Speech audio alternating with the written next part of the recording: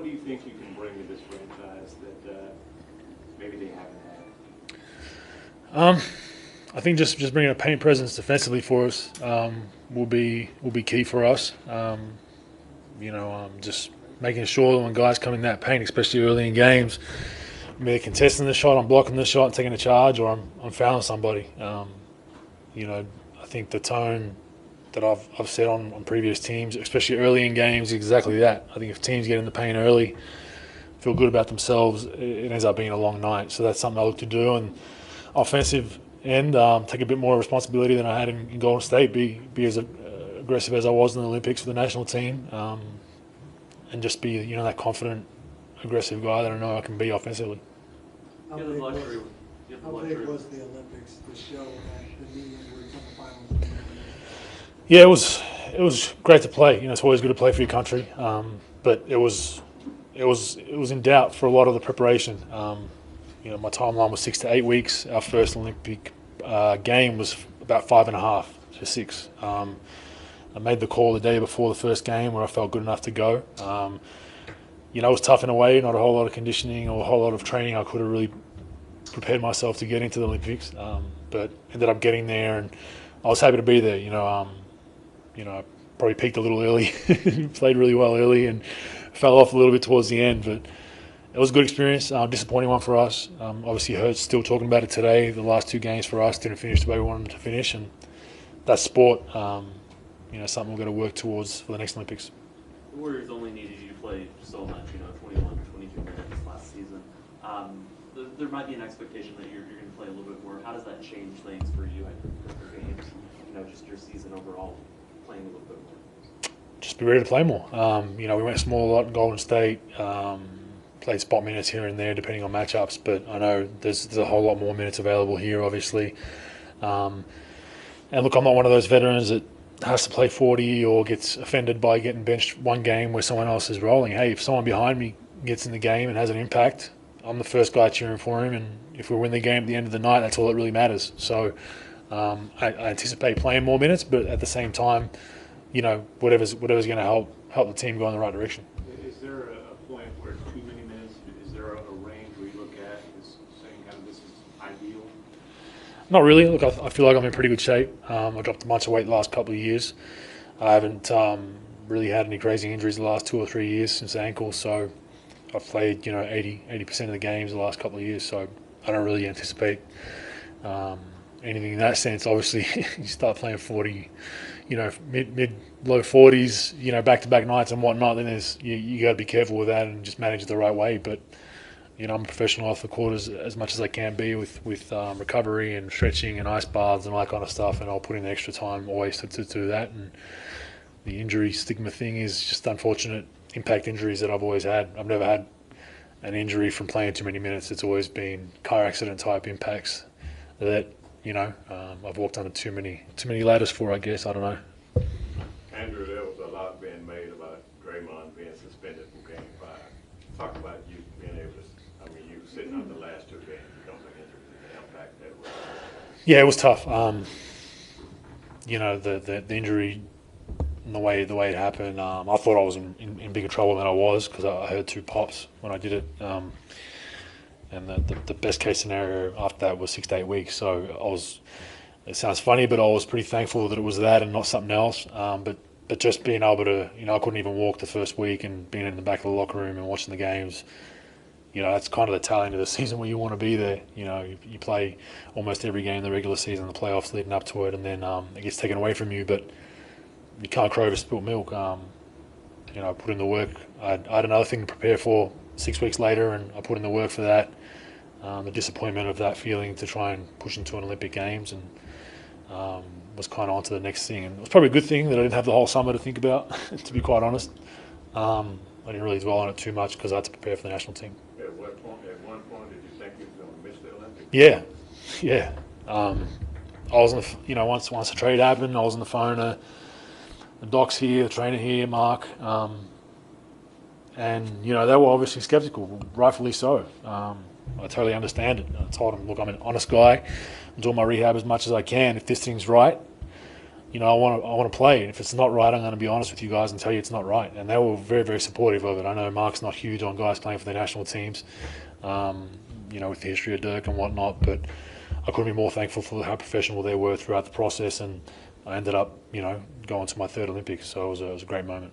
Hustling to get yourself ready for the Olympics and then, went through the travel and the games. Where do you think that sets you up now physically? Like, in good shape or maybe a little bit summer wear and tear? What do you think? I mean, yeah, it's a long off season, but we're professional athletes and we play basketball for a living. So, if I wasn't playing Olympics, I would have been working out anyway. So, I don't think it's taking a toll on my body in that sense. I think I'll probably come in a little bit better shape than you do in most years because I was only playing 3 or 4 weeks ago. So I don't anticipate it being a problem. What's your opinion on the national anthem protests and the issues related to that? I think it's a country that prides itself on free speech. So if somebody Kaepernick and they want to do that, it's more than their right.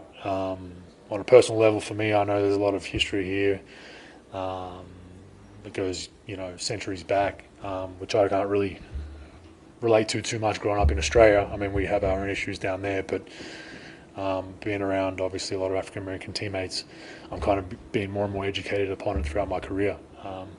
But in the same sense, it's hard for me. America's been a place that's let me live my dream and play, NBA basketball at the highest level, like a boatload of money, doing something that I love doing. So, I understand from an African American's point of view or a teammate's point of view if they didn't want to stand and be part of that kind of protest. But at the same time, I'm thankful.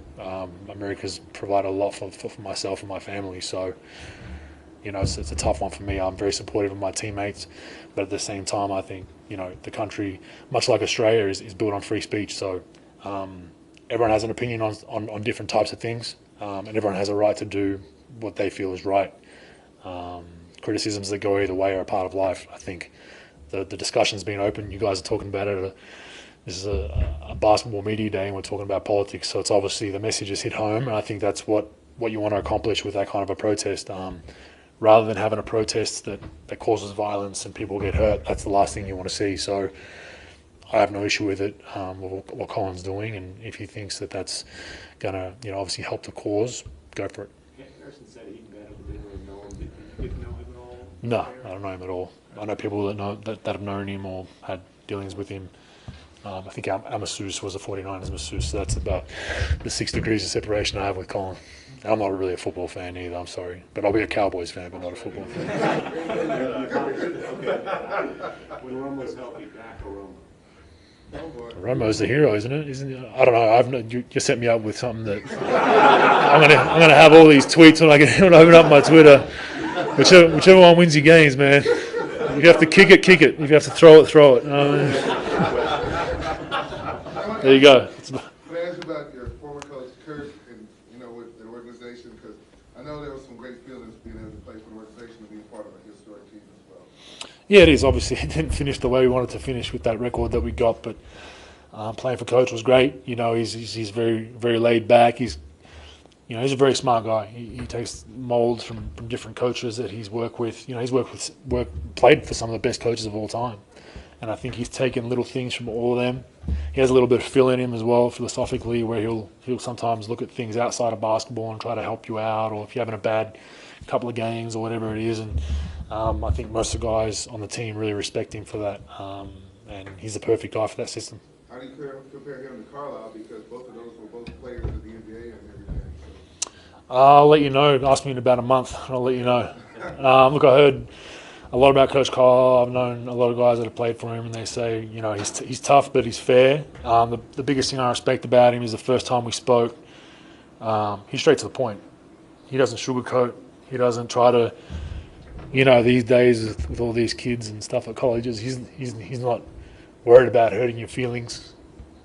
He's going to tell you what he thinks and what he thinks you need to do to get better, and you address it. And I more than respect that. I think in today's day and age, we're kind of losing that as a society. Guys in the past, most recently Zaza, talk glowingly about playing next to Dirk. What do you anticipate playing next to him? What do I anticipate happening? Yeah, or how do you view that? Look, I'm going to try to get him open as much as I can. Get him as much space as I can. And then defensively, there's no secret he's getting up there in age. So guys try to be physical with him and try to do those kind of things. And when they're physical with him, I'll be physical with them. And just try to protect him as much as I can on the defensive end and keep him as fresh as we can to hit those jumpers down the other end. There were some reports that came out this summer that you maybe had a choice to come to Dallas. Could you touch on kind of how that trade went down and if you did have a choice to come here? Yeah, I did. Like I said, Dallas was obviously up there, but a couple other teams had called and had a deal on the table that Golden State were discussing, and basically said if I go there, I'll be asking for a buyout, to put it frankly. And Dallas was one that I wasn't going to ask for a buyout, so I think the Warriors kind of figured out that they probably should send me here. Why not Houston? I mean, I didn't say Houston. I reported that Houston. Oh, you did? Oh, that's interesting. So why would you have not gone to Houston? I'm not sure what team's called. It was a long time ago. I just remember it was Dallas. But I'll answer your question in a different way. I like Texas. I've always liked Texas. I like Dallas. Houston's in Texas. I like Dallas better. But just the organization, I think, is always, every time I hear about someone, guys like Richard Jefferson, guys that I've played with, they speak so highly of the organization and the way it treats its players and how professional everyone is here. And they're a no-nonsense type of organization, but at the same time, they really go out of their way to help you. So that kind of was perfect for me. What are you expecting from Harrison this year from a bigger contract and a bigger role in the team? Obviously, he'll have a bigger role because all you guys will be writing about the numbers that he's making. But I don't think that really is going to affect him too much. I think he's one of the most professional guys I've been around for a guy his age. Usually guys figure out what he's figured out when they're 29, 30, 31 and they start getting injured or whatnot. He's in the gym every day. He does everything off the court he can to better himself as a basketball player and a professional athlete. So I don't think he'll have an issue. I think he still hasn't hit his peak or his ceiling. He's still in his mid-20s. A lot of people forget that, even though he's played in the league for 4 years. But I think he'll be fine. I think he kind of likes these kind of challenges. People are questioning the contract and whatnot. So he'll obviously be one of our number one or two options offensively. And we need him to obviously demand a double team on a nightly basis for us to have a chance to win games. With the addition of you and Harrison, it feels like the defensive potential is higher on this team than it hasn't been in a long time. Do you think that could be the identity of this team, maybe lean back on that defense and slow the pace down? Yeah, look, the pacing is interesting. We have some guys that can get up and down the floor, so you don't want to put too many shackles on us offensively, but every team that's won championships has a defensive identity. We were similar in the Olympics. We kind of made a pact going into the Olympics that our identity's got to be defense. And I think every successful team has a defensive identity. I think we have that. Not only Harrison and myself, but you look at Justin and Wes and Darren. There's a lot of guys that can guard multiple positions. We can have switching lineups. We have some length, and I think it really helps. There's not many teams, if you look back, especially the last decade or so, that are run and gun, high scoring teams that win championships. People look at us, Golden State last season or the season before, and think, they were run and gun, but we're really good defensively too. And that's when things changed. When I got to Golden State, was we started playing defense and started winning games. And that's the same here. The Mavs have had a lot of success, and we have to be a defensive-minded team to try and get to a championship game. Are the Warriors better because of the moves they made this summer? I really don't know, and not really interested in it too much. It'll play itself out. I heard you guys ask the same question to Harrison, so I imagine it the same way. We're worried about the Mavericks. We're worried about the Mavericks. But we'll see. Time will tell.